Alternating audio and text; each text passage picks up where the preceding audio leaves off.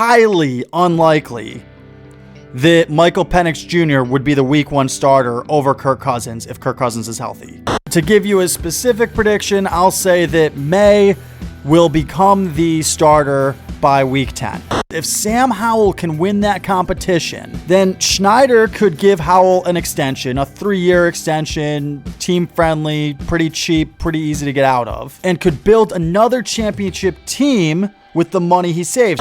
At some point, the Vikings are going to see what they have in J.J. McCarthy. At some point, the Broncos are going to see what they have in Bo Nix. There was a key piece of information that actually came from John Schneider this offseason. He said that before the Sam Howell trade, he actually did want to re-sign Drew Lock, but the Giants assured Lock that he would have an opportunity to compete for the starting job. I think Russell Wilson's going to win the starting job. I think Russell Wilson makes the Pittsburgh Steelers a legitimate contender. So back in May, I made a video on the most compelling quarterback competitions to watch this offseason. And some of these quarterback competitions have heated up a little bit, and I really want to talk about it. So here we go.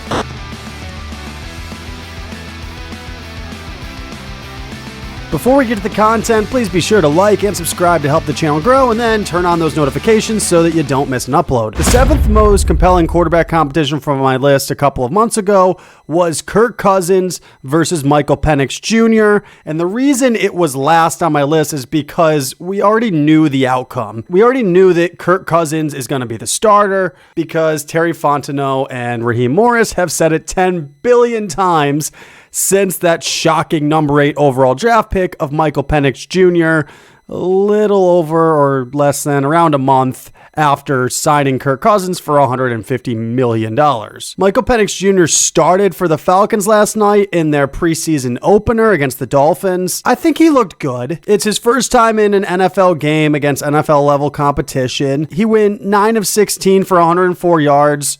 Nothing to write home about, but he wasn't too bad. He had some throws that I liked. He had some good decisions I liked. It's going to take a year, maybe 2 years to develop him.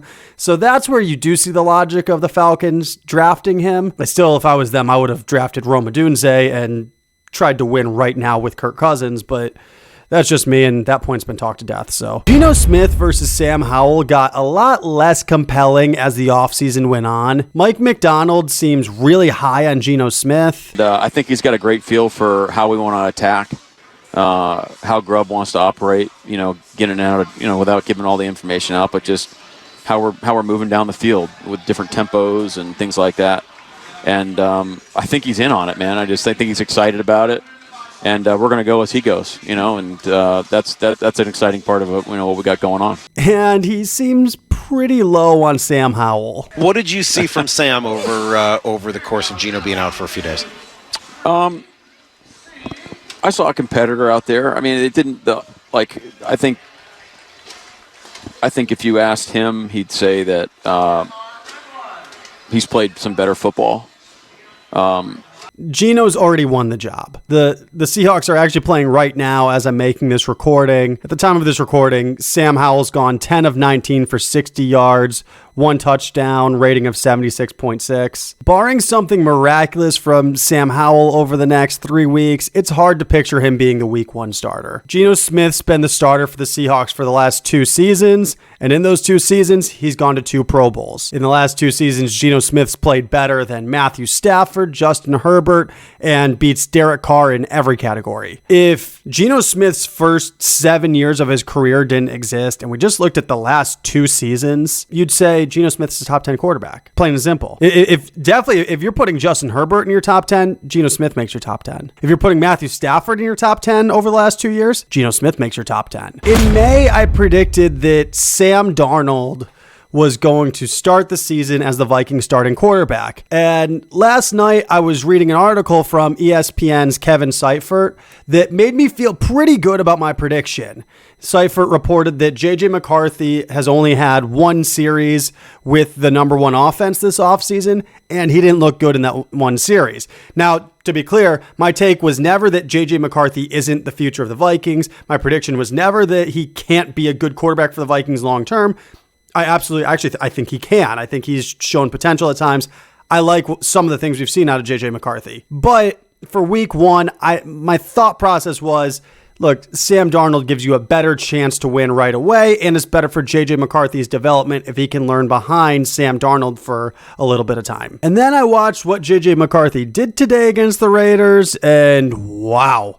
That quarterback competition just got a lot closer, if you ask me. McCarthy did have an interception in his first drive, but other than that, he lit it up. Look, Sam Darnold started the game for the Vikings. He went 4 of 8 for 59 yards and a rating of 74.5. McCarthy went 11 of 17 for 188 yards, 2 touchdowns, 1 interception, rating of 116. If this wasn't a close competition before, I think it is now. Because if you're Kevin O'Connell, you can't just ignore what you saw on the field today. I mean, Justin Jefferson was on the sideline getting hyped about how McCarthy was playing. I'm not quite at the point of moving my prediction yet. I do still, at this point in time, I still think Sam Darnold's the week 1 starter, but I'm telling you, it just got a lot closer. And I think I'd be shocked if Kevin O'Connell doesn't give McCarthy the start next week against the Browns. If I'm Kevin O'Connell, I definitely want to see what he does with a week of starter reps, a week of going into the game as the starter. I'd want to see what he's going to look like because maybe he does pull away and maybe he does take this quarterback competition. My theory on Zach Wilson, and it's been well stated on this channel, my theory has been that the Jets didn't do right by him. They never gave him a good offensive line. They never gave him a great receiving core. Yes, he absolutely had Garrett Wilson, but that's one receiver. So defenses just double up that receiver. And then when you don't have any depth and no one else to go to, you can either keep forcing it to Garrett Wilson where it gets intercepted, or you can throw it to guys that aren't running right routes and aren't as good, and it gets intercepted that way too. So and also they didn't give him consistency at offensive coordinator. So I never felt like Zach Wilson got a fair shake of things for the Jets, and that's especially backed up by the fact that no quarterback has looked good for the Jets in the last 10 plus years. It's hard for me to really blame Zach Wilson. So when the Broncos traded for him, and then they drafted Bo Nix, my thought was, okay, this quarterback competition just became Zach Wilson versus Bo Nix. Sean Payton doesn't see it that way. Sean Payton said, no, I still like this Jarrett Stidham guy. The Broncos are planning to start Jarrett Stidham against the Colts tomorrow, but Sean Payton did already announce that Bo Nix will start August 18th against the Packers. So he is already planning on giving Bo Nix the starting reps next week. He's planning on giving Bo Nix the start against the Packers. So this is a true quarterback competition, but it's a quarterback competition between Jarrett Stidham and Bo Nix.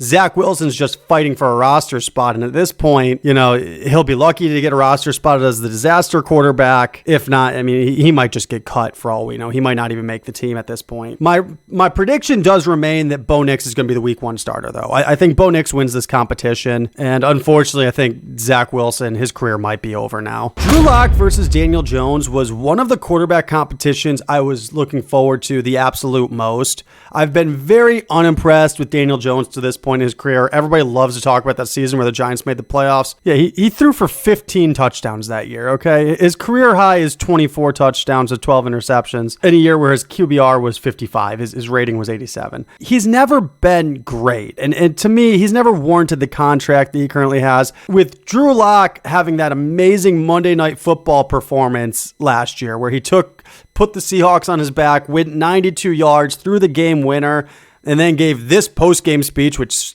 still gets me emotional. It takes a special group to rally around a guy that, is coming into his second game of the year, right? Used to the same thing all year long, same cadence, same spin of the ball, everything. For a team like that, not just the offense, the defense to rally around me tonight, man, that was amazing. It's been a long time. I'm just blessed. Blessed with a great group of guys, a great city, great coaching staff. It's awesome. It's a wow. Can you just describe what you're feeling in your heart right now? Yeah, it's so hard. It's so hard to describe the feeling of, not playing for so long, or at least what feels like a really long time to me. And then you sit there, you watch games, you wonder, can I do this still? I haven't been out there on the field. That's the human nature of it. You get back out there last week, and I'm like, you know what? I'm the man still. I can go do this. And then you got another test this week where I didn't know if I was going to play or not. Sure enough, ended up playing. We're playing the Eagles tonight. And the boys around me rallied tonight. And it just, gosh, it feels so good Feels so good. I'm so proud of everybody. It just made it hard not to root for Drew Lock, and I kind of want to see what Drew could do as a starter in the NFL again. It's not looking good. Drew did get the start in the preseason opener, but Daniel Jones didn't play at all. So, look, Jones is the starter for the Giants. It looks like that's the direction they're going, which I think is the right decision based on the money they've given him, based on the commitment they've made to him. If I was them, I would make Daniel Jones the starter for now, and especially after we saw how Drew Lock did. He went 4 for 10 for 17 yards and an interception for an 8.3 rating.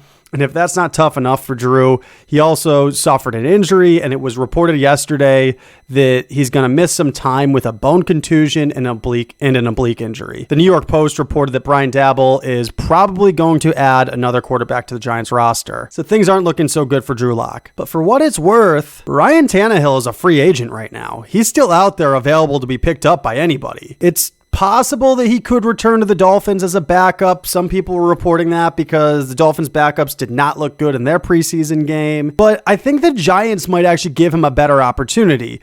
The Dolphins are going to ride with Tua for a little while now. They just gave him a brand new big contract. The Giants can move on from Daniel Jones after this season. They can cut him and they'll just eat $22 million in dead cap that they can spread over the next 2 seasons. So it's not crazy to think that Ryan Tannehill comes in. He signs as a backup, probably an incentive-based contract where if you remain the backup all year because Daniel Jones is lighting it up and he's our guy, then okay, fine, you get paid backup money.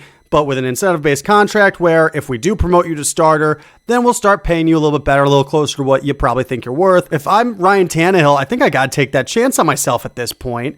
I think I got to go for that. Worst case scenario, I get a little bit of money. Best case scenario, I prove that I can still be a starter in the NFL. So Ryan Tannehill to the Giants could be a very real possibility.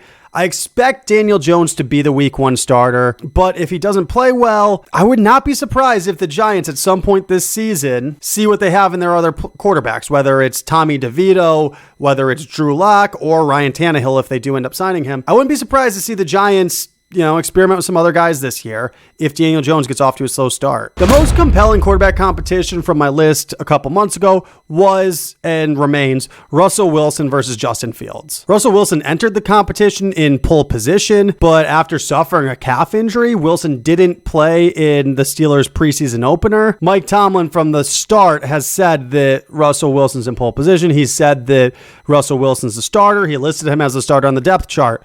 That was all before last night's game, though, where Justin Fields went 5 of 6 for 67 yards and a 113 rating. Fields did take a few sacks, which, I don't love, but it's not like Russell Wilson isn't known for taking sacks as well. In fact, I don't know that Russell Wilson gets out of any of those sacks from last night that Justin Fields took. I think this competition is still the best one of all the quarterback competitions, but I also think that Russell Wilson's going to win it, and he will be the week 1 starter. So based on all the recent developments and everything, my new order of quarterback competitions goes number 7, Kirk Cousins versus Michael Penix Jr., number 6, Geno Smith versus Sam Howell, number 5, Jacoby Brissett versus Drake May versus Joe Milton, number 4, Daniel Jones versus somebody because, Drew Lock is hurt and can't win the job.